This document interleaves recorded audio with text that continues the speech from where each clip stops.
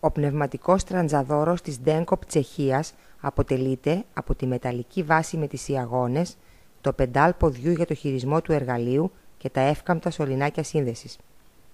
Λειτουργεί με πεπιεσμένο αέρα που παρέχεται από κομπρεσέρ 6 ατμόσφαιρες. Στο εσωτερικό της μεταλλικής βάσης υπάρχει πνευματικό έμβολο που κινεί τη μία ιαγώνα του εργαλείου. Οι συνδέσεις του αέρα γίνονται πολύ εύκολα και γρήγορα, μιας και το εργαλείο διαθέτει ταχυσυνδετήρες πεπιεσμένου αέρα. Τα δύο εύκαμπτα σωληνάκια συνδέονται στο κάτω μέρος της μεταλλικής βάσης αλλά και στο ποδοπεντάλ.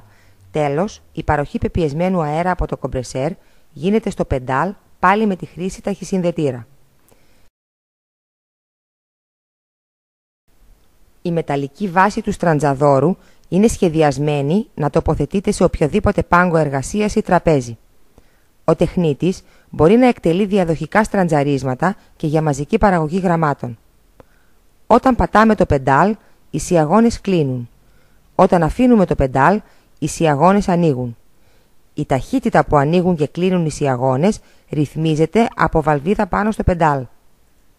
Ο στραντζαδόρος στραντζάρει με μεγάλη ευκολία τα προφίλ αλουμινίου της Ντένκοπ, πάχους 0,63 και 0,85 χιλιοστά και σόκορο έως και 22 εκατοστά. Επίσης, μπορεί να στραντζάρει και άλλα μέταλλα με παρόμοια σκληρότητα, όπως γαλβανιζέ ή ανοξίδωτες λαμαρίνες.